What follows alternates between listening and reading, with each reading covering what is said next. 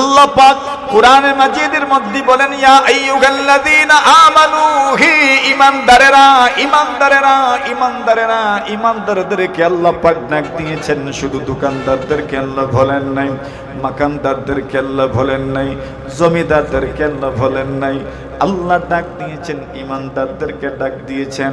আমার মতো মানুষ ঈমানদার, আপনার মতো মানুষ ঈমানদার। আপনিও ঈমানদার দাবি করেন, আমিও ঈমানদার দাবি করি, মানে আপনিও আল্লাহ বিশ্বাস করেন, রাসূল বিশ্বাস করেন, আল্লাহর ওলি, আপনাকে আল্লাহ ডাকছেন। এর যুবক বন্ধু আমার, তুমিও আল্লাহ বিশ্বাস করো, রাসূল বিশ্বাস করো, তোমাকেও আমার আল্লাহ ডাকছেন, আমাকেও আমার আল্লাহ ডাকছেন। আর বলছেন, ইয়া আইয়ুহাল্লাযীনা আমানু, হে ঈমানদারেরা। এবার আল্লাহ কি বলতে চান? ঈমানদারদেরকে আল্লাহ ডাক দিয়েছেন। আমরা সবাই ঈমানদার কিনা? হাত তুলেন। আলহামদুলিল্লাহ বলুন। আল্লাহ ডাকছেন, কে ডাকছেন? ঈমানদারকে ডাকছেন, ঈমানদারকে আল্লাহ ডাকছেন। কান পাতায় রাখছেন তো? আরে কেউ ঢাকলে কান তো পাতায় রাখতে হয়। কি বলবেন উনি শোনা লাগে। আল্লাহ বলছেন, লা তাকুলুর রিবা আদআফাম মুদাফা। আল্লাহ বলছেন, সুদ খেও না। সুদ কম হারাম, বেশি হারাম। তবে সুদের মধ্যে কিছু সুদ এমন আছে, চক্রখানি বাড়তে থাকে, বাড়তে থাকে, বাড়তে থাকে, ঘুরতে ঘুরতে বাড়ে, সময় যত যায় বাড়ে, সময় যত যায় বাড়ে। দেখেন না, 1000-এর ঋণ ছিল, মাত্র 5 মাসের ব্যবধানে 1000 টাকা সুদ হয়ে গেল। এবার আরো কেমনে বাড়ে? এবার যখন সুদের পরিমাণটাও হয়ে গেল 1000, এইবার এতদিন তো ছিল মূল পুঁজি 1000, সুদের পরিমাণও যেহেতু হয়ে গেল 1000, ওই 1000 টাকাও এইবার মূল পুঁজির সঙ্গে মিলানো হবে। মূল পুঁজি যে সময় ছিল 1000, মাসিক সুদ ছিল 200, এইবার মূল পুঁজি যেহেতু 2000, মাসিক সুদ হলো, হিসাব দেখি পুরা রেবো, হিসাব দেখি পুরা জানা আছে। এখন এতদিন পর্যন্ত মাসিক সুদ ছিল 1000, আর এখন সুদ হইল, আপনার ঋণ হইল 2000, মাসিক সুদ কত হইতো? হিসাব ঠিকই তো আছে, 400 হইতো। কত হইতো? 400 হইতো। আচ্ছা, এখন হিসাব করিয়েন। 6 নম্বর মাসে যদি দিতে পারো না, আপনি অসুবিধা নাই, 400 টাকা বাড়ায় দিতে হবে। যদি 7 নম্বর মাসে পারো না, আপনাকে আরো 400 বাড়ায় দিতে হবে, 800 হয়ে গেল। 8 নম্বর মাসেও যদি পারো না, আপনাকে আরো 400 বাড়ায় দিতে হবে, 1200 হয়ে গেল। 9 নম্বর মাসেও যদি পারো না, আপনি আরো 400 বৃদ্ধি করে দিবেন, হয়ে গেল কত? 1600। আপনি যদি 10 নম্বর মাসেও পারো না, বাড়ায় দিবেন আরো 400, হয়ে গেল 2000। এইবার মোট হয়ে গেল কিন্তু 4000। 4000-এর মধ্যে ঋণ ছিল মাত্র 1000, সুদ হইল কত হাজার? আরে বলেন বলেন, কত হাজার? মাত্র 10 মাসে। কত মাসে? কত মাসে? 10 মাসে সুদ হইছে কত হাজার?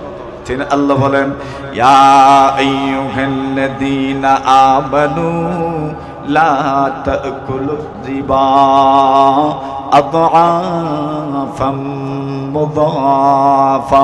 আল্লাহ বলছেন, ঈমানদারেরা, সুদ খেও না। ডাবল ডাবল ডাবল, ঋণের চেয়ে ডাবল সুদ হয়ে যায়, 2 ডাবল হয়ে যায়, 3 ডাবল হয়ে যায়। দেখলেন তো, 1000-ই ছিল ঋণ, 10 মাসের ব্যবধানে সুদ হয়ে গেল 3000। ঋণের চাইতে ডাবল কিনা বলে? ঋণের চাইতে ডাবল হয়ে গেল সুদ। এই কথাটা আমার আল্লাহর কথা সত্য না মিথ্যা? আরে জোরে বলেন। আল্লাহর কথা সত্য, এমন ভাবে সত্য প্রমাণিত হয়েছে। আচ্ছা, এটা আমরা চিনলাম সুদের একটা প্রকার। আমাদের সমাজে সুদের আরেকটা প্রকার আছে, ওই প্রকারটাও আপনাদেরকে বলে দেওয়ার দরকার। আল্লাহ রাসূল সাল্লাল্লাহু আলাইহি ওয়াসাল্লাম বলেন, আয-যাহাবু বিল-যাহাব ওয়াল ফিদ্দাতু বিল-ফিদ্দা ওয়াশ-শাঈরু বিশ-শাঈর ওয়াল হিনতাতু বিল হিনতা ওয়াত তামারু বিত তামার ওয়াল মিলহু বিল মিল। রাসূলুল্লাহ সাল্লাল্লাহু আলাইহি ওয়াসাল্লাম বলেন, আয-যাহাবু বিয-যাহাব ওয়াল ফিদ্দাতু বিল ফিদ্দা, সোনার বিনিময়ে সোনা, রূপার বিনিময়ে রূপা, ওয়াশ-শাঈরু বিশ-শাঈর, ভুট্টার বিনিময়ে ভুট্টা, ওয়াত তামারু বিত তামার, খেজুরের বিনিময়ে খেজুর, ওয়াল হিনতাতু বিল হিনতা, গমের বিনিময়ে গম, ওয়াল মিলহু বিল মিল, লবণের বিনিময়ে লবণ। রাসূলুল্লাহ সাল্লাল্লাহু আলাইহি ওয়াসাল্লাম বলেন, এরে উম্মত শোনো, যদি এই জিনিসগুলো তোমরা একটা আরেকটার বিনিময়ে বিক্রি করো, লেনদেন করো, সোনার বিনিময়ে সোনা যদি লেনদেন করো, বুঝায় দেয় আপনাদেরকে দুনিয়াতে বেচা কেনার কতগুলো ধরন আছে। দুনিয়াতে বেচা কেনার কতগুলো ধরন আছে। একটা ধরন হইল একদিকে পণ্য আর একদিকে মূল্য, একদিকে পণ্য আর একদিকে টাকা, এটার নাম হইল এক ধরনের বেচা কেনা। আরেক ধরনের বেচা কেনা হলো বাইউস-সামানি বিস-সামান, মূল্যকে মূল্য দিয়ে বিক্রি করবেন, টাকা দিয়ে টাকা কিনবেন, টাকা দিয়ে সোনা কিনবেন, এটা হইল মূল্য দিয়ে মূল্য কিনা। আরেকটা হলো বাইউল আইনি বিল আইন, একটা জিনিস পণ্য দিয়ে পণ্য কিনবেন, দুদিকেই পণ্য, আপনি দিবেন কদু, আরেকজন দিবে কুমড়া, পণ্যের বিনিময়ে পণ্য, আপনি দিবেন ঢাল, আরেকজন দিবে আলু, পণ্যের বিনিময়ে পণ্য কিনলেন, এটার নাম হলো বাইউল আইনি বিল আইন, এটাকে বেচা কেনা বলা হয়।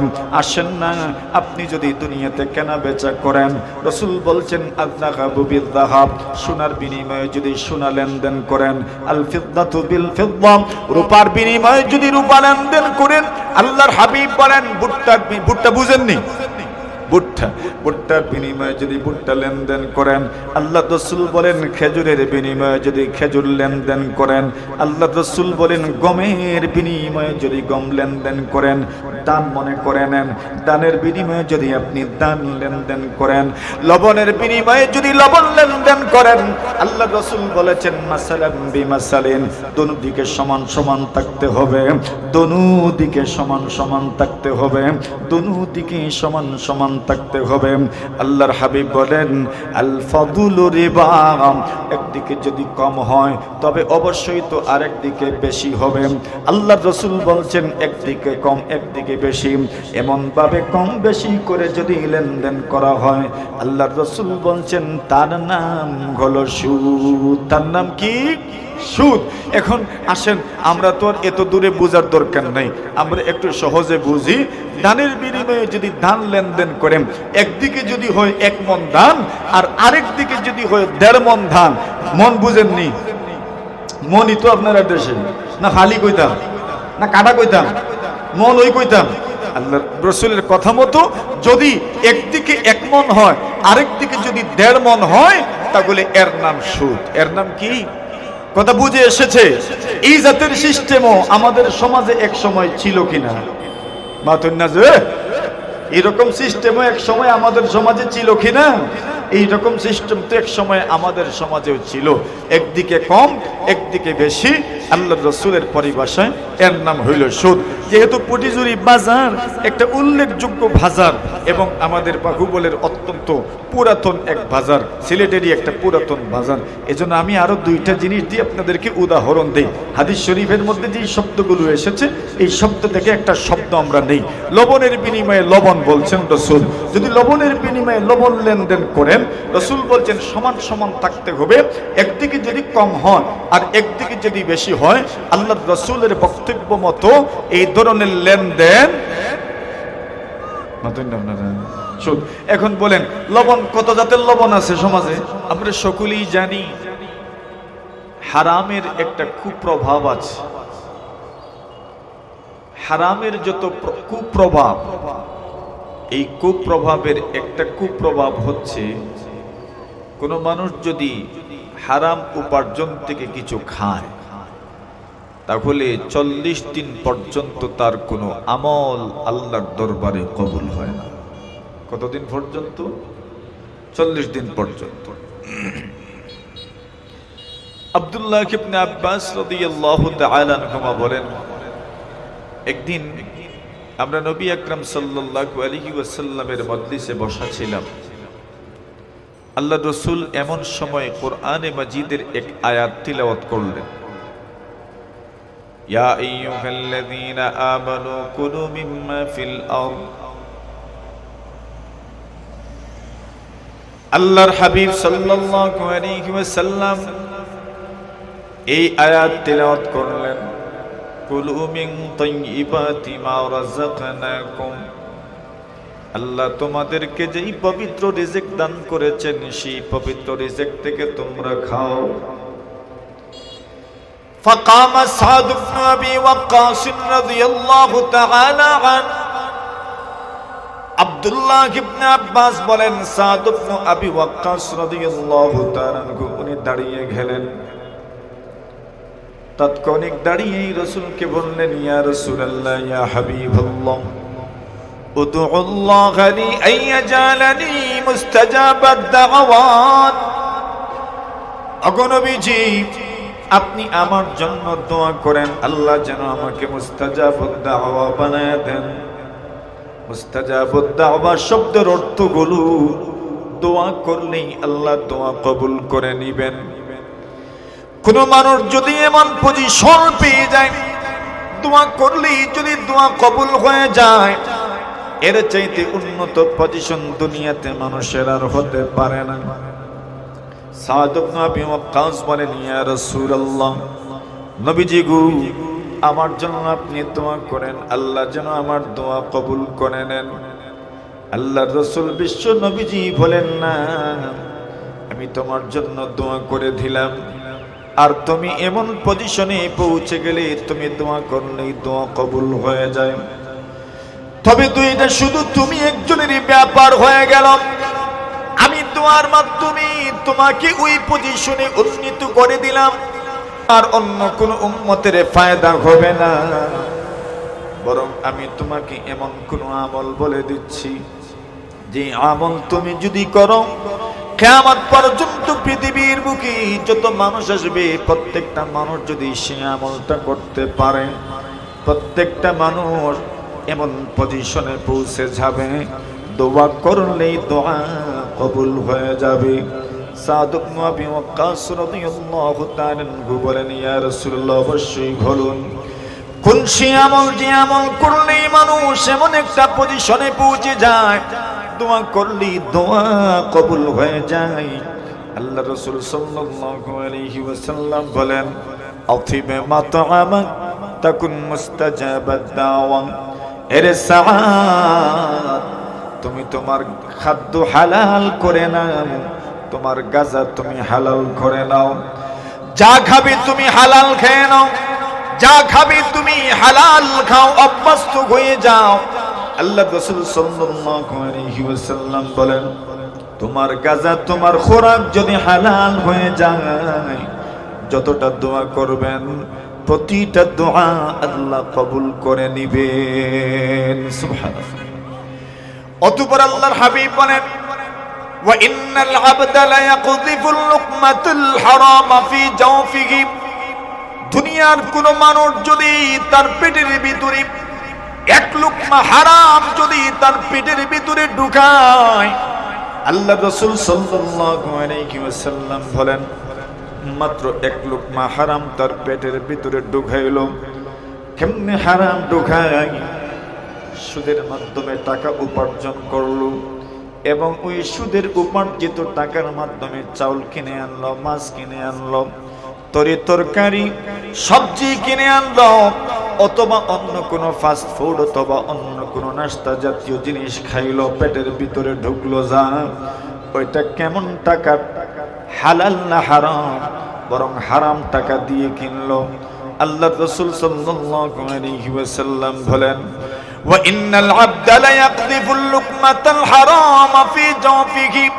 দুনিয়ার কোন মানুষ, কোন পুরুষ ও মহিলা হারাম টাকার মাধ্যমে কোনো কিছু কিনে যদি সামান্য পরিমাণ তার পেটের ভিতরে ঢুকায়, আল্লাহ রাসূল বলেন, মা ইউতাকাব্বালু মিন আমালু 40 ইয়াওমা। আল্লাহ রাসূল বলেন, 40 দিন পর্যন্ত তার কোনো আমল আল্লাহর দরবারে কবুল হয় না। নাউজুবিল্লাহ বলেন। এরপরে আল্লাহর হাবিব সাল্লাল্লাহু আলাইহি ওয়াসাল্লাম বলেন, শোনো সাহাবী, ওয়া আইয়ুমা আমরিইন নাবাতা লাহমুহু বিসসুহতি আবির রিবা ফান্নারু আওলা বিহি। আল্লাহ রাসূল সাল্লাল্লাহু আলাইহি ওয়াসাল্লাম বলেন, দুনিয়ার কোন মানুষের শরীরের গোশত, ওয়া আইয়ুমা আমরিইন নাবাতা লাহমুহু বিসসুহতি আবির রিবা। আল্লাহ রাসূল বলেন, পৃথিবীর কোন মানুষের শরীরের গোশত যদি হারামের মাধ্যমে বাড়তে থাকে, অথবা কোন হারাম তরিকায় সুদের মাধ্যমে যদি তার শরীরের গোশত বাড়ে, আল্লাহ রাসূল বলেন ফান্নারু আওলা বিহি। এমন গোশতওয়ালা শরীরের জন্য আল্লাহর জাহান্নাম দুজক বেশি উপযোগী। নাউজুবিল্লাহ বলেন। তাহলে কি বোঝা গেল? এটা পরকালীন শাস্তি। এই হলো হারামের একটা কুপ্রভাব।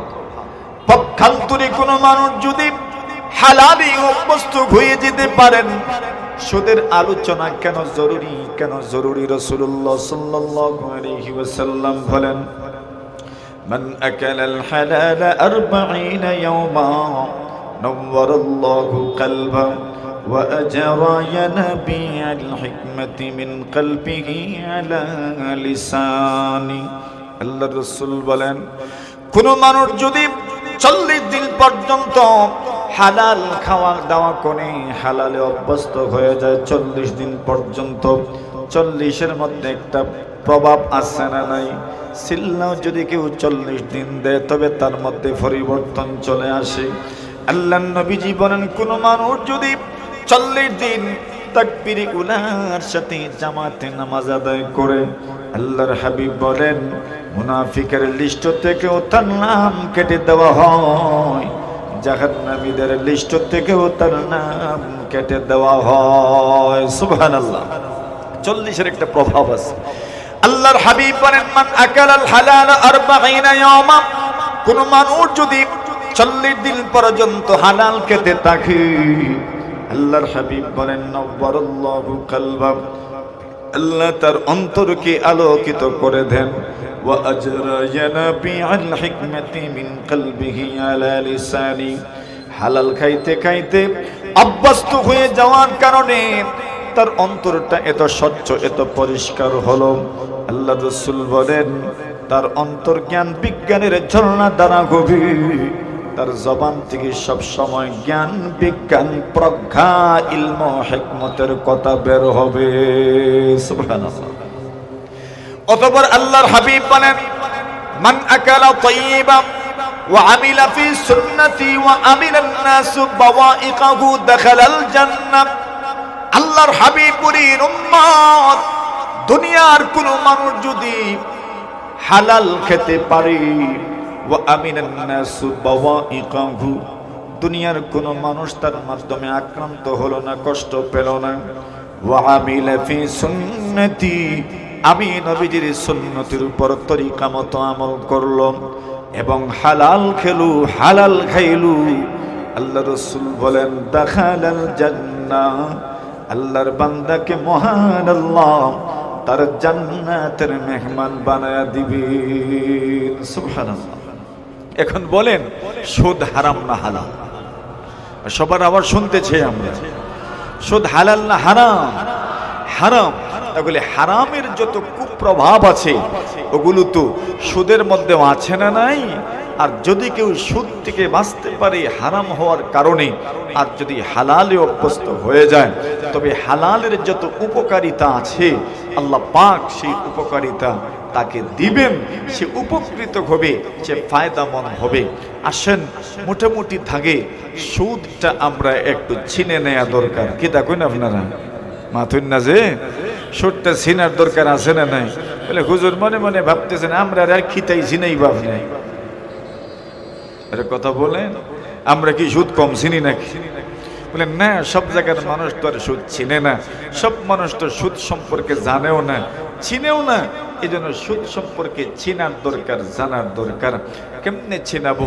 মনে করেন আমরা যেটার মধ্যে সব সময় ভুক্তভোগী, আমাদের সমাজ ব্যবস্থায় যেটা বেশি প্রচলিত, এটা হচ্ছে ঋণের মাধ্যমে সুদ। কিসের মাধ্যমে? বলেন বলেন বলেন, কিসের মাধ্যমে? ঋণের মাধ্যমে। ঋণ মনে এই দুনিয়াতে তো এমন, আল্লাহ পাক এই দুনিয়াতে কিছু মানুষকে কোন সময় এমন একটা পরিস্থিতির সম্মুখীন করে দেন যে ওই লোকটা ঋণগ্রস্ত হয়ে পড়ে, কারো কাছ থেকে ধার আনতে হয়, ঋণ আনতে হয়। এটি তো দুনিয়ার সহযোগিতার একটা বড় মাধ্যম, যে আপনি কাউকে ঋণ দিয়ে সহযোগিতা করবেন। ফায়দা কি আপনার? আল্লাহ রাসূল সাল্লাল্লাহু আলাইহি ওয়াসাল্লাম বলেন, রাআইতু লাইলাতাল উসরিয়া বি মাকতুবান আলা বাবিল জান্নাহ ইন্নাস সাদাকাতা বিআশরি আমসালিহা। আল্লাহ রাসূল সাল্লাল্লাহু আলাইহি ওয়াসাল্লাম বলেন, আমি যখন মেরাজে গেলাম, মেরাজে যাওয়ার পরে আমি জান্নাত ভ্রমণ করেছি, জাহান্নাম ভ্রমণ করেছি। রাসূল বলেন, জান্নাত যখন ভ্রমণ করলাম, জান্নাতের দরজার মধ্যে আমি লেখা দেখেছি, ইন্নাস সাদাকাতা বিআশরি আমসালিহা।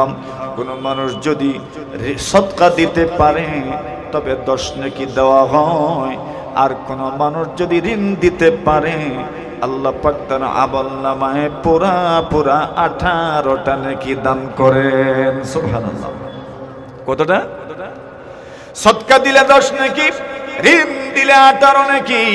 আল্লাহ রাসূল সাল্লাল্লাহু আলাইহি ওয়াসাল্লাম গায়ব জিবরিল আমিনকে প্রশ্ন করলেন, মা বালুল করদ ইয়া জিবরিল। আল্লাহর ফেরেশতা জিবরিল আমিনকে সম্বোধন করে বললেন, ও জিবরিল, শুধু ঋণের মধ্যে সওয়াব বেশি, সদকার চাইতে সওয়াব বেশি, ঋণের মধ্যে কারণটাকে জানতে চাই। অথচ দেখা যায় কেউ যদি সদকা দেয় ওইটা জীবনেও তো আর ফিরায় আনে না। সদকা দিলে কি আর কেউ ফিরিয়ে আনে? না না, ফিরিয়ে আনবে দূরের কথা। সদকা দেওয়ার পরে যদি কেউ খুঁটা দেয় তবে তার জন্য ধমকি আছে। আল্লাহ রাসূল বলেন, সালাসাতুল লা ইয়ানজুরুল্লাহু ইলাইহিম ওয়ালা ইউকাল্লিমুহুম ওয়ালা ইউযাক্কিহিম। 3 ধরনের মানুষের সঙ্গে আল্লাহ কথা বলেন না, এদের দিকে তাকানো না, আল্লাহ পাক এদেরকে গুনাহ থেকে পবিত্র করেন না। ওই মানুষগুলো কারা? আল মান্নানুল্লাযী লা ইউতি ইল্লা মান্না। এমন ব্যক্তি, যেই ব্যক্তি দিলেই শুধু খোঁড়া দেয়। খোঁড়া বুঝেননি আপনারা? হ্যাঁ, দিলেই কি দেয়? খোঁড়া দেয়। এমন মানুষও আছে না নাই? তো খোঁড়া দিলেই যদি এত বড় অপরাধ হয়, তো ফিরিয়ে আনলে এটা কত বড় অপরাধ। আল্লাহ রাসূল বলছেন, আল্লাহ ইদু ফি হিবাতিহি কাল কালবি ইয়াউদু ফি কাইহি। আল্লাহর হাবিব বলেন, কোন মানুষ যদি কোনো কিছু দেওয়ার পরে, হাদিয়ার পরে, কোনো কিছু সৎকার পরে যদি ফিরে আনে, আল্লাহ রাসূল বলছেন, কুকুর বমি করার পরে যেমন ভাবে তার বমি ফিরায় নেয়, ওইটা তোমার কাছে যেমন ভাবে অপছন্দনীয়। কেউ সদকা দিল, হাদিয়া দিল, আবার ফিরায় নিল, ওইটা আল্লাহর কাছে এমন ভাবে অপছন্দনীয়। কত লম্বা হয়ে যাবে, ওই দিকে আর যাই না, চলেন না।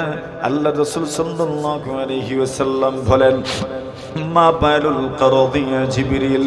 করজের মধ্যে তো সদকা দিলে তো ফিরায় আনা যায় না, যা দিছেন গেছে, জীবনে ফিরিয়ে আনতে পারবেন না। কিন্তু ঋণ যেটা দেওয়া হয় একটা নির্দিষ্ট মেয়াদের পরে, ওই ঋণটা ফেরত মিলে কি মিলে না? জোরে বলে। যদিও বা অনেকের কাছ থেকে পাওয়া যায় না, সঠিক টাইম মতো পাওয়া যায় না, সেটা বিচ্ছিন্ন ঘটনা, কিন্তু ঋণ দিলে তো ফেরত পাওয়া যায়, এটাই তো স্বাভাবিক নিয়ম। তবে যুক্তি মতো ঋণের চাইতে সৎকার মধ্যে সওয়াব বেশি হওয়ার কথা, কেন? ওইটা তো ফেরত আনা যায় না, ঋণ তো ফেরত আনা যায়। এই জন্য রাসূলুল্লাহ সাল্লাল্লাহু আলাইহি ওয়াসাল্লাম জিবরিল আমিনকে প্রশ্ন করলেন, মা বালুল করদ ইয়া জিবরিল। ও জিবরিল, সদকার চাইতে ঋণের মধ্যে সওয়াব বেশি কেন?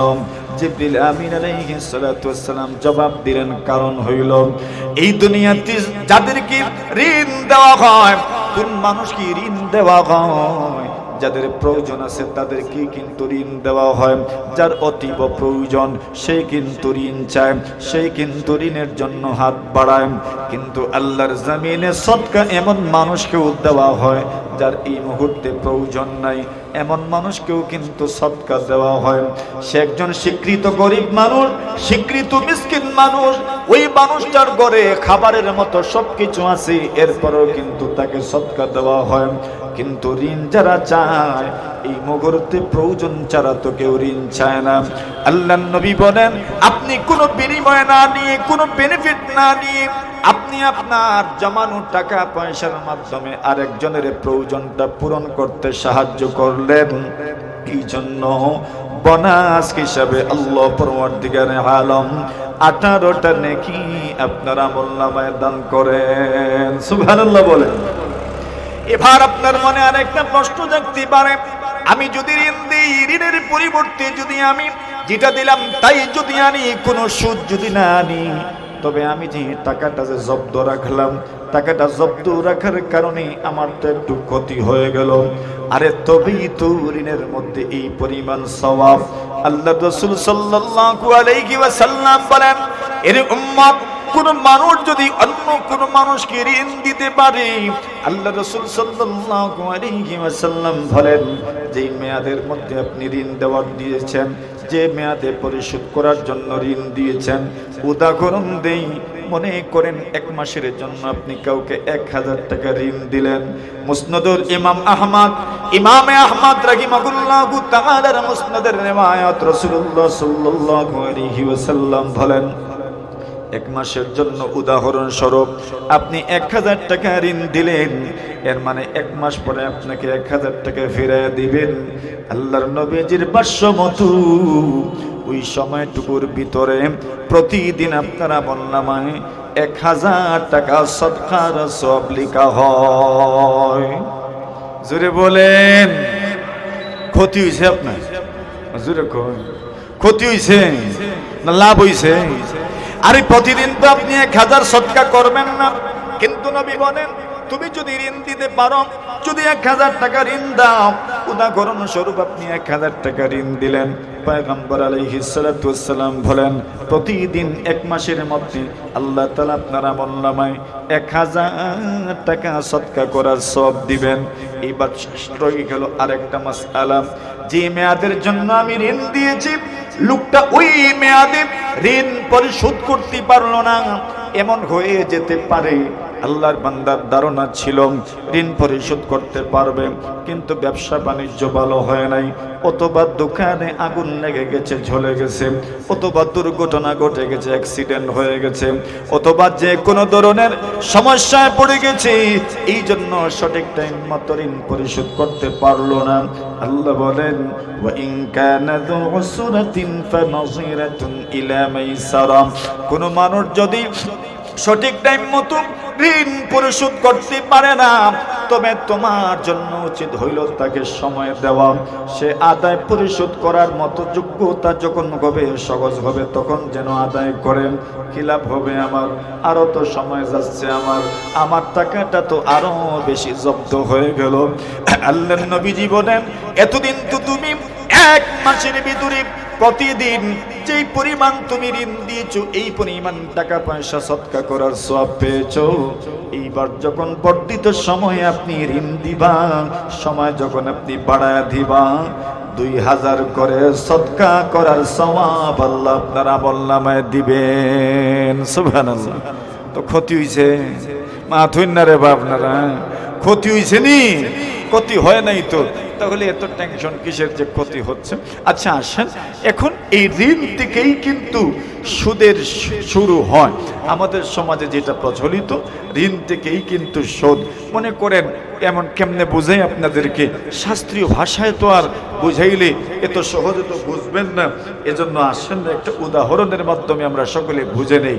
মনে করেন 1000 টাকা আপনি কারো কাছ থেকে ঋণ আনার জন্য গেলেন, আর ওই লোকটা আপনাকে 1000 টাকা ঋণ দিল, আর শর্ত দিল, সে নিজে শর্ত করলো অথবা আপনি শর্ত করলেন কি, যে 1 মাস পরে আমি আপনাকে 1200 টাকা দিব। সে বলল 1 মাস পরে আমাকে 1200 টাকা দিতে হবে, অথবা আপনি বললেন আপনি 1 মাস পরে 200 টাকা যোগ করে 1200 টাকা দিবেন। এই জাতের লেনদেন আমাদের সমাজে আছে না নাই? নতুন আপনারা তো আছে দি ওইটার নামই হইল আরবি ভাষায় রিবা, আর বাংলা ভাষায় সুদ, আর ইংরেজি ভাষায় ইন্টারেস্ট, আর আমাদের গ্রামগঞ্জের ভাষায় লাভ। কি নাম? আপনারা দেশ কয়নি লাভ কয় কি বলে?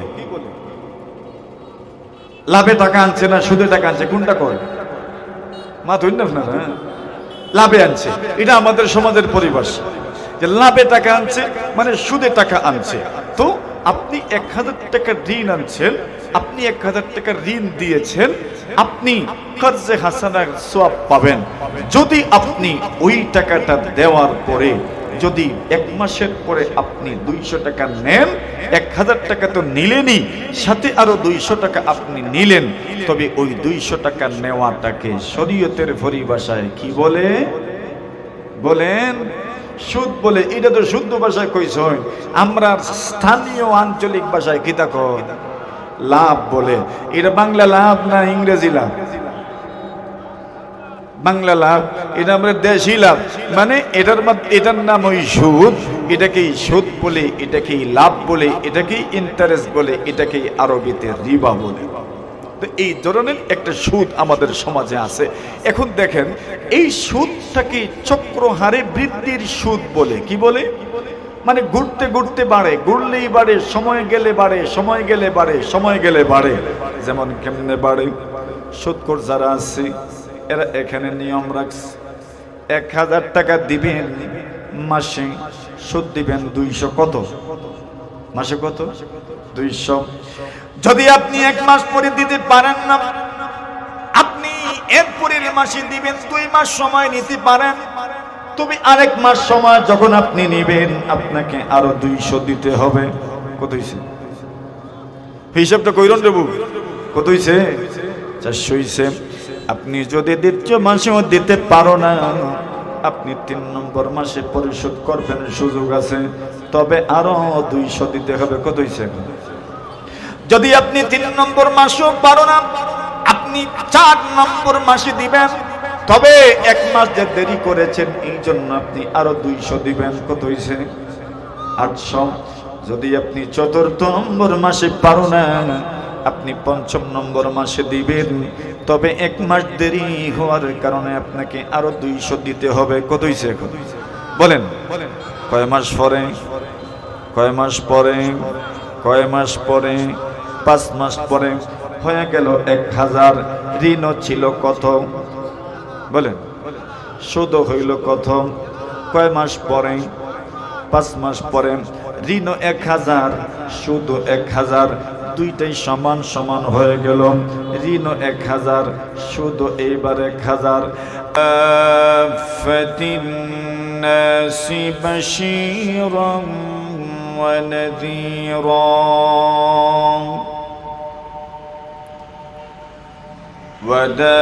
وداعيا إلى الله بإذنه وسراجا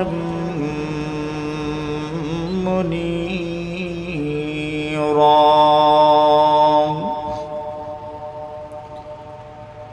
أما بعد فأعوذ بالله من الشيطان الرجيم.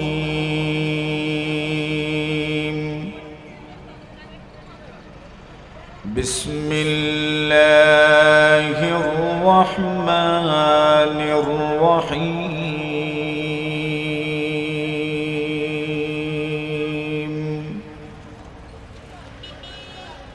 الذين يأكلون الربا لا يقومون إلا كما يقوم الذي يتخبطه الشيطان من المس. ذلك بأنهم قالوا إنما البيع مثل الربا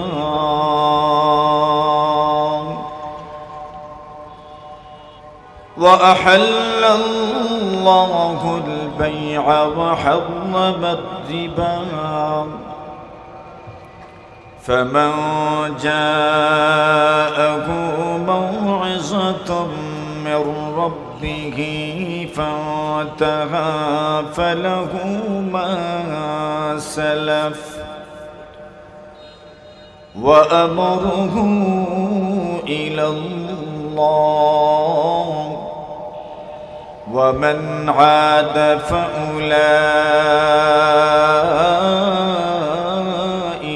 أصحاب النار هم فيها خالدون.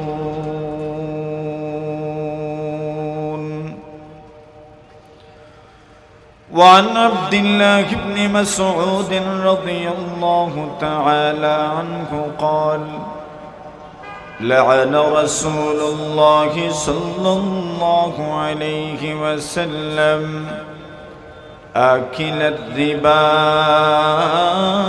وموكله وشاهديه وكاتبه. آمنت بالله صدق الله مولانا العظيم وصدق رسوله النبي الكريم ونحن على ذلك لمن الشاهدين والشاكرين والحمد لله رب العالمين. صلى الله عليه বাজারে আরে অনেক বলেন রে ভাই, নাম তো কো, নাম বলো অনেক, আবার কি ফায়রা লবণ, মোল্লা লবণ, ফ্রেশ লবণ, তীর লবণ, একটার নাম সল্ট, এসিআই লবণ, আসেনি? সবচেয়ে দাম কোনটাই বেশি? ফ্রেশ। আর সবচেয়ে কম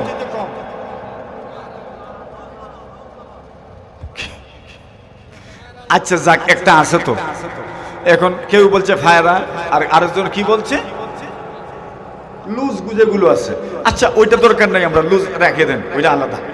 পায়রা ওইটা পকেট আছে তো। এখন দেখবেন কিছু ব্যবসায়ীরা অনেক আছে আমার ভাইয়েরা, যাদের একজনের কাছে মনে করেন অনেকগুলো ফ্রেশ লবণ আছে, সব জাতের লবণ রাখতে হয় দোকানে। এক জাতের লবণ সবাই যে রাখবে এমন না, অনেকের অনেকটা চাহিদা থাকতে পারে। 1-2 টাকা বেশ কম থাকে, কোনোটায় 5-6 টাকা বেশ কম থাকে, কোনোটায় 10 টাকা পর্যন্ত বেশ কম থাকে। এখন মনে করেন একজনের কাছে আছে আপনার মোটামুটি ফ্রেশ লবণ, আরেকজনের কাছে আছে পায়রা লবণ। এখন ফ্রেশ লবণওয়ালার পায়রা লবণ দরকার, আর পায়রা লবণওয়ালার ফ্রেশ লবণ দরকার। এই দুইজন যদি ফ্রেশ লবণের বিনিময়ে পায়রা লবণ লেনদেন করে, পায়রা লবণের বিনিময়ে যদি ফ্রেশ লবণ লেনদেন করে, তাহলে কি এরা সমান সমান দিব? কেন? দাম ভিন্ন, একটা দাম বেশি, আরেকটা দাম কম। কিন্তু নবীজি কিন্তু বলছেন আল মিলহু বিল মিল, লবণের বিনিময়ে যদি লবণ লেনদেন করো সমান সমান থাকতে হবে।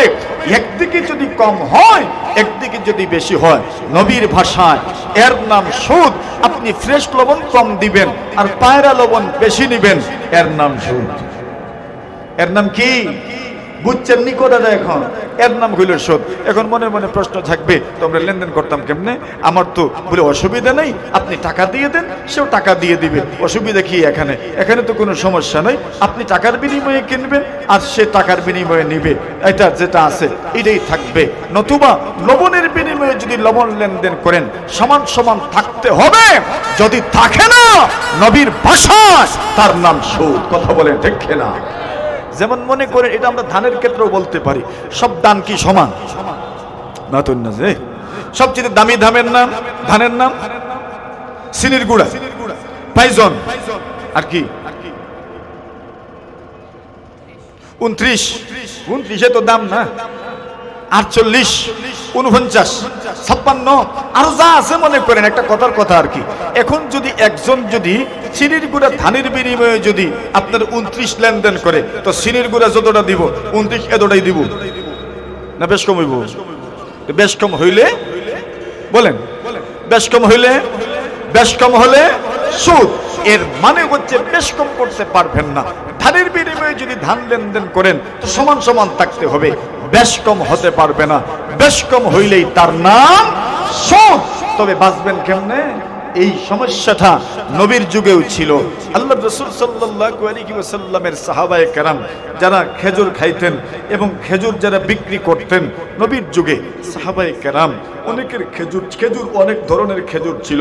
কিছু খেজুর যারা জানেন তারা তো জানেনই, কিছু খেজুর মাশাআল্লাহ খুব উন্নত মানের, কিছু খেজুর আছে মিডিয়াম, কিছু খেজুর আছে একদম লো কোয়ালিটির, বিভিন্ন কোয়ালিটির খেজুর আছে।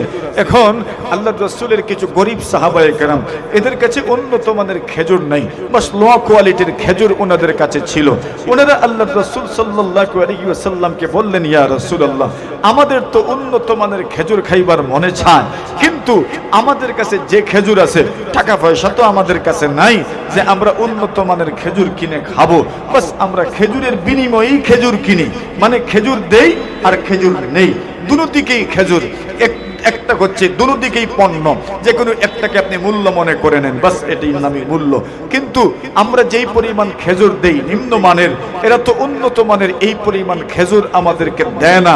না দেওয়ার কারণে একদিকে বেশি হয়ে যায় আর একদিকে কম হয়ে যায়। আর আপনি তো বলেছেন মাসালাম বিমাসালিন সাওয়াআন বিসাওয়াইন ইয়াদাম বিয়াদিন ওয়াল ফাদলু রিবা, আপনি বলেছেন সমান সমান থাকতে হবে, সমান সমান থাকতে হবে, সমান সমান থাকতে হবে। একদিকে যদি কম হয় একদিকে যদি বেশি হয় তবে এটা সুদ হয়ে যাবে। ওগো আল্লাহর হাবিব, এখন আমাদের কাছে তো টাকা পয়সা নাই, খেজুর দিয়েই তো আমরা খেজুর কিনি, কম দিলে এরা বেশি দিলে এরা মোটামুটি একটা পরিমাণ খেজুর আমাদেরকে দেয়, কিন্তু কম বেশ তো হয়ে গেল, সুদ তো হয়ে গেল। এখন বাঁচতাম কেমনে? নাকি ভালো খেজুরের আশা নিয়ে কবরে যেতাম?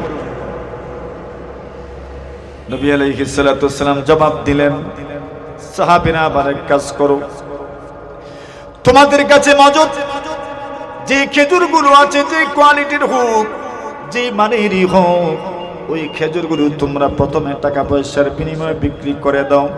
বিল জামবা বিদ্দারাহিম, তোমরা টাকা পয়সার বিনিময়ে বিক্রি করে দাও।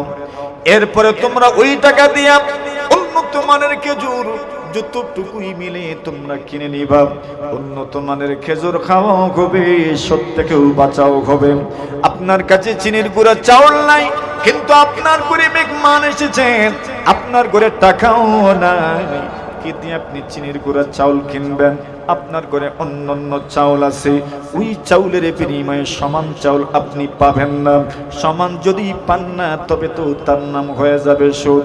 এই জন্য বলেছেন সুদ থেকে বাঁচতে গিয়ে সরাসরি এই চাউলের বিনিময়ে চিনির গুঁড়া চাউলের লেনদেন না করে প্রথমে নিজের কাছে মজুদ চাউলগুলো তুমি বিক্রি করে দিবা।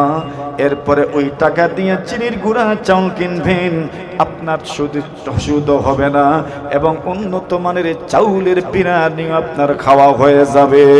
সুবহানাল্লাহ বলেন। এটা হইল দ্বিতীয় প্রকারের সুদ, যেটা আমাদের সমাজে চলমান। 3 নম্বর আরেক জাতের সুদ আমাদের সমাজে আছে, এটা হইল কর্জের সুদ। খরচ বলতে এটা কি জাত খরচ? আমাদের সমাজে একদল মানুষ আছে যারা অনেক সময় বিপদগ্রস্ত হয়। আরে ভাই, সমাজে কে কোন সময় বিপদগ্রস্ত হয় কেউ বলতে পারে না। অনেকের পকেট ভর্তি টাকা থাকে, কিন্তু তার প্রজেক্ট বড় হওয়ার কারণে, আল্লাহর বান্দা, তার প্রজেক্ট বড় হওয়ার কারণে সে অনেকের কাছে ধার আপনার আনতে হয়, হাত পাততে হয়। আল্লাহর বান্দা যখন হাত পাতে, মনে করেন 50,000 টাকা সে ঋণ আনবে, কিন্তু ঋণদাতা তাকে শর্ত দিল 50,000 টাকা তুমি ঋণ নিতে পারো, তবে 1 বছর পরে তুমি আমাকে 50,000 টাকা ফেরত দেবা, এর সাথে সাথে তুমি আমাকে আরো 10 মণ ধান দিবা। দেখেন তো একটু চিন্তা ফিকির করে, ইজাতের সুদ আমাদের সমাজে আছে না নাই? হ্যাঁ আছে, ইজাতের টাও আছে। ইজাতের সুদ রে আপনার আর স্থানীয় ভাষায় কিতা কয়? লগ্নি। এই ঠিক শব্দ, এটাই আসল শব্দ। এই ধরনের সুদকে সমাজে কি বলে? লগ্নি বলে। লগ্নিটাও সুদ। কেন? আপনি 50,000 টাকা ঋণ দিচ্ছেন, সোয়াব ওইটাই যেটা আল্লাহর রাসূল বলেছেন, যত মেয়াদে দিয়েছেন প্রত্যেক দিন 50,000 টাকা সদকা করার সওয়াব। যদি সময় বর্ধিত করে দেন, বাড়ায়া দেন, তাহলে 1 লাখ টাকা সদকা করার সওয়াব পাবেন। কিন্তু আপনি করলেন কি, আপনি ওই ঋণটা দিয়ে 50,000 টাকা বছর আনতে আপনি উসুল করবেন, সাথে সাথে আপনি আরো 10 মণ ধান যে উসুল করলেন, ওই 10 মণ ধানের নাম হইল সুদ। 10 মণ ধানের নাম কি ভাই? সুদ। আল্লাহ রাসূল বলেন, কুল্লু কারদিন জাররা নাফান ফাহুয়া রিবা। নবী আলাইহিস সালাতু ওয়াস সালাম বলেন, এর উম্মাহ শোনাব, প্রত্যেক যে ঋণের কারণে মুনাফা আসে, যে ঋণের কারণে বেনিফিট আসে, যে ঋণের কারণে লাভ আসে, রাসূলুল্লাহ সাল্লাল্লাহু আলাইহি ওয়াসাল্লাম বলেন, কুল্লু কারদিন জাররা নাফান ফাহুয়া রিবা। ঋণের মাধ্যমে যদি মুনাফা আসে, রাসূলুল্লাহ সাল্লাল্লাহু আলাইহি ওয়াসাল্লাম বলেন, ওই ঋণটাকে সুদ বলা হয়, ওই ঋণটাকে সুদ বলা হয়, ওই ঋণটাকে সুদ বলা হয়। কেন? আপনার ঋণের মাধ্যমে মুনাফা আসবে, আপনার ঋণের মাধ্যমে বেনিফিট আসবে, আপনার ঋণের মাধ্যমে লাভ আসবে, এটার নাম সুদ। রাসূলুল্লাহ সাল্লাল্লাহু আলাইহি ওয়াসাল্লাম বলেন, কুল্লু কারদিন জাররা নাফান ফাহুয়া রিবা। এটা হইল এক ধরনের সুদ। আমাদের সমাজে আরেক ধরনের সুদ পাওয়া যায়। ওই সুদটা হলো দান ক্রয় করনেওয়ালাদের সুদ, দান ক্রয় করনেওয়ালাদের সুদ। আল্লাহর জমিনে কিছু মানুষ এমন আছে, আল্লাহর বান্দাদের হাতে টাকা পয়সা নাই, এই জন্য আল্লাহর বান্দারা অগ্রাণ মাসে দান কাটবেন, অগ্রাণ মাসে দান কাটবেন, নিজের কাছে দান হবে। এই জন্য ভাদ্র মাসে, আশ্বিন মাসে দান যারা কিনেন, দান ব্যবসায়ী যারা, তাদের কাছ থেকে দান টাকা আনেন, দানের টাকা আনেন। 1 মণ দানের টাকা মনে করেন 1000 টাকা আনলেন, শর্ত দিলেন, আমি পৌষ মাসে আপনাকে দান দিব, অথবা অগ্রায়ণ মাসের 20 তারিখ আমি আপনাকে দান দিব, অথবা আমি অগ্রায়ণ মাসের 15 তারিখ আপনাকে দান দিব, আমি আপনাকে অগ্রায়ণ মাসের 25 তারিখ দান দিব। যে কোনো শর্তের সাথে উনি টাকা আনলেন, 1000 টাকা মন ধরে, অথবা 800 টাকা মন ধরে দানের টাকা আপনি আনলেন, আপনি অগ্রায়ণ মাসে দান দিবাম। অগ্রায়ণ মাস যখন আসলো, আপনার কাছে ধান নাই, এইবার দান বিক্রেতা, দান ক্রয়কারী যিনি আছেন, দান ব্যবসায়ী ভাই যিনি আছেন, উনি আপনাকে জোর দিলেন, আমার দান দেন, আপনার কাছে তো ধান নাই। আপনি তখন বলে দিলেন, না আমার কাছে তো ধান নাই, বিদায় আমি এই মুহূর্তে আপনাকে টাকা দিয়ে দিব। যিনি ব্যবসায়ী আছেন উনি বলেন, যে সময় নিয়েছিলে তখন তো ছিল দানের মন 1000, এখন হলো দানের মন 1400, আপনাকে 1400 টাকা দিতে হবে। সেও রাজি হয়ে গেল। আল্লাহু আকবার। এমন ভাবে যদি টাকার বিনিময়ে টাকা আপনি গ্রহণ করেন, তবে সমান সমানটা গ্রহণ করতে হবে। আপনি যদি 5টা টাকাও বেশি গ্রহণ করেন, তবে ওই 5 টাকা বেশি গ্রহণ করার নাম হবে সুদ। কি হবে? কথা বলেন। আপনাকে কি গ্রহণ করতে হবে? যত টাকা দিবেন এত টাকাই নিবেন। যদি টাকা নেন, আপনাকে শরীয়ত বাধ্য করছে না টাকা নেওয়ার জন্য, শরীয়ত আপনাকে বলছে আপনি দান নেবেন। কি নিবেন? দান নিবেন। আপনি মনে মনে ভাবতে পারেন, তো দান তো তার কাছে নাই, দান তো আমাকে দিচ্ছে না, তো দানের মন যদি 1400 টাকা হয়, তাহলে আপনাকে টাকা দিবে কেন? আপনি বলেন না, তুই আমাকে 1400 টাকা দিয়ে দান কিনিয়ে দে। মাতুন আপনারা তো ব্যবসায়ীর তো কোনো ক্ষতি নাই। আরে ভাই, আপনার তো কোনো ক্ষতি নাই। আপনাকে যেই ব্যক্তি 1400 টাকা দিতে রাজি হয়ে গেল, তো আপনি বলুন না সরাসরি 1400 টাকা তার কাছ থেকে আপনি আনিয়েন না। তার কাছ থেকে টাকা আনলে যত টাকা আপনি ঋণ দিয়েছেন এত টাকাই আপনাকে গ্রহণ করতে হবে। 5টা টাকা বেশি নিলেও কি হয়ে যাবে? জোরে কোন 5 টাকা যে বললাম এর কারণ আছে। 2-1 টাকা যদি কেউ বেশি নেয়, তবে এটার নাম সুদ হবে না। কেন? 2-1 টাকার যে নোট আছে, এটার মধ্যে চাহিবা মাত্র ইহার বাহককে দিতে বাধ্য থাকিবেন, এই কথাটা লিখাই থাকে না। এটা শুরুই ওই 5 টাকার থেকে। কত থেকে? 5 টাকার থেকে। শরীয়ত ফিকহের কিতাবের মধ্যে এই মাসআলা আছে, যদি কেউ 1 মুষ্টি বা 2 মুষ্টি, 1 মুঠ অথবা 2 মুঠ যদি বাড়ায়া দেয়, তবে এর নাম সুদ নয়। এটা দিয়ে দিতে পারে, এটাকে সুদের আওতায় আনা হয় না। ঠিক এইভাবে 1 টাকা 2 টাকা যদি কেউ বাড়ায়া দেয়, তো ওইটাকে সুদ বলা যায় না। যেমন ব্যাংকের আপনার এটা লেখা আছে, চাহিবা মাত্র ইহার বাহককে দিতে বাধ্য থাকিবেন, এটা একটা সনদ মাত্র, আর কিছু না। দেখেন না আমাদের দেশের টাকা যেটা ওইটা তো কাগজের, ডলার যেটা ওইটাও তো কাগজের, আপনার পাউন্ড যেটা ওইটাও তো কাগজের। এটা ফাইন্যান্সিয়াল যে আপনার মাসআলা মাসাইলগুলো আছে, ওই মাসআলা মাসাইলগুলো বিবৃত আছে যে এগুলো সনদের মতো, একটা চেক বুকের মতো, যে এখানে লেখা থাকে চাহিবা মাত্র ইহার বাহককে দিতে বাধ্য থাকিবেন। ওইটা আসলে কোনো টাকা না, ওইটা আসলে কোনো মূল্য না। মূল মূল্য হইল এই দেশের মজুদ স্বর্ণরূপ্য, এটাকে অনুহারে আপনার আনুপাতিক হারে দেশের জনগণের মধ্যে বন্টন করলে যেই পরিমাণ হয় এই দেশের মুদ্রার মূল্য, কারেন্সির মূল্য এই পরিমাণ হয়। নতুবা আমাদের দেশেরটাও কাগজ, ওই দেশেরটাও কাগজ, কাগজের মধ্যে আবার দামে পার্থক্য হবে কেন?